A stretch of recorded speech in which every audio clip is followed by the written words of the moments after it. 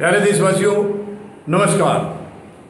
आज मैं आप सबसे एक बहुत ही महत्वपूर्ण विषय पर बात करना चाहूँगा, जो कि हम सब के लिए बहुत बड़ी चिंता का कारण है।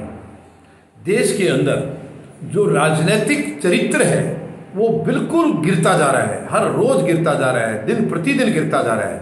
शर्म की बात है ये हमारे लिए। इतना सुंदर देश, भारत देश दुनिया का सबसे नंबर 1 देश है। इतनी अच्छी संस्कृति हमारी थी, हालांकि बर्बाद किया जा रहा है उसको। अभी हमारे जैसी संस्कृति किसी की नहीं थी, हमारे जैसे संस्कार किसी देश में नहीं थे, लेकिन एक नकारात्मक राजनीति, केवल स्वार्थ की राजनीति की वजह से, चंद लोगों के अपने हितों की वजह से आज देश को बर्बाद किया जा रहा है। देश को बर्बाद किया जा रहा है। देश की जो धरोहर है, हमारी संस्कृति, वो बिल्कुल खत्म होने के कगार पर पहुंचा दिया उसको। ये हमारे लिए बहुत चिंता का विषय है। राजनीति के अंदर चरित्र नाम की कोई चीज नहीं है, बिल्कुल गिर गया है। केवल अवसरवाद है, अवसरवाद। यानी आपको कुर्सी केवल चाहिए, बस, वो कहीं से भी मिले, किसी से भी मिले, कोई वजह नहीं है। किसी एक दल का आदमी है, उस दल में किसी कारण से उसको टिकट नहीं मिले या कोई और मनमुटाव हो जाए, वो तुरंत जाकर के दूसरे में शामिल हो जाता है। और उससे पहले वो आपस में, वो जिस दल में गया है वो उसको कोसते थे, ये उनको कोसता था। लेकिन आज ये उनका प्यारा हो गया, उनका चहेता हो गया, उनका डार्लिंग हो गया। कितनी शर्म की बात है ये बहुत बड़ी चिंता का विषय है। पूरे देशवासियों को इसके ऊपर सोचना होगा, विचार करना होगा। मेरी आप सबसे निवेदन है, हम लोगों को इसके ऊपर गंभीरता से विचार करना होगा। यही एक कारण है, राजनीति में जिस दिन चरित्र आ जाएगा, हमारी सारी समस्याओं का समाधान हो जाएगा। क्योंकि उस दिन लोग राजनीति में जो जनप्रतिनिधि हो जाते हैं, वो सचमुच देशवासियों की चिंता करेंगे, देश के बारे में सोचेंगे, देश को ऊंचा उठाने के बारे में सोचेंगे। आज वो केवल अपने आप को कैसे बचा के रखना है, कैसे उठाना है, केवल उसी उलझन में लगे रहते हैं 5 साल तक। एक जगह दाल नहीं गली, दूसरी जगह चले जाते हैं, वहां भी नहीं गली तो तीसरी में चले जाएंगे। ये बहुत ही खतरनाक मतलब एक किस्म का ये दौर चल रहा है। इससे हमें बाहर आना पड़ेगा। जनता को बहुत गंभीरता से इन बातों को लेना होगा, क्योंकि राजनीति, अब देखिए हम लोग घर में भी है, देखिए एक घर में एक बाप के 4, 5, 2 जितने भी हैं बेटे हैं, किसी कारणवश या तो बड़ा परिवार हो गया, उन्हें अलग अलग होना पड़ता है, या कहीं मनमुटाव हो गया, तो उनमें से एक बेटा या 2 बेटे अगर अलग होते हैं, तो मैंने कभी नहीं देखा है कि वो किसी दूसरे के घर में जाकर के बस जाएं कि ले भाई, मेरे पिताजी से मेरा तो झगड़ा हो गया है, अब मैं आपके साथ रहा करूंगा आज से। यानी वो आदमी चाहे घर का दुश्मन है, कुछ भी है, लेकिन मैंने ऐसा कभी नहीं देखा।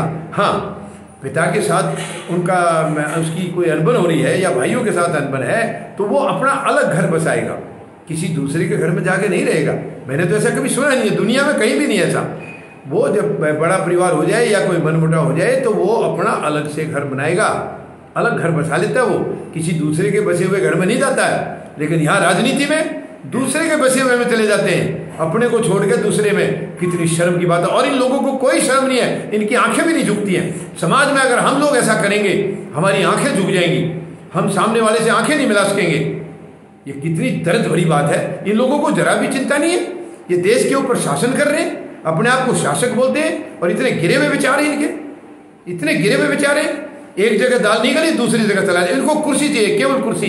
यहाँ टिकट नहीं मिली, फट दूसरे में चला जाएगा। कल तक उनको गालियां देते थे और एक दूसरे को यानी सारी हदें पार कर देते हैं अपशब्द कहने में, गंदे शब्द कहने में। इनको कोई लेना देना नहीं है देश में कौन दुखी है, कौन सुखी है, गरीब के लिए क्या इनका फर्ज है, मजदूर के लिए क्या फर्ज है, जवान किसान और उनके लिए, या बाकी जो भी देशवासी हैं, अमीर भी हैं, उनके लिए भी फर्ज होता है सरकारों का। लेकिन इनको कोई लेना देना नहीं है, केवल अपनी कुर्सी बचा के रखनी है। कुर्सी खतरे में नहीं होनी चाहिए, चाहे वो किसी का भी सहारा लेकर के जाएं, कोई मतलब नहीं है, कोई नहीं है। इनकी तो आंखें झुकती ही नहीं है कभी भी।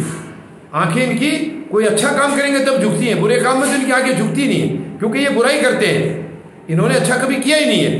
तो ये बड़ी शर्म की बात है। मैं आप सबसे निवेदन करूंगा, अगर देश में स्वच्छ राजनीति करनी है स्थापित, तो आपको फौजी जनता पार्टी के साथ आना होगा।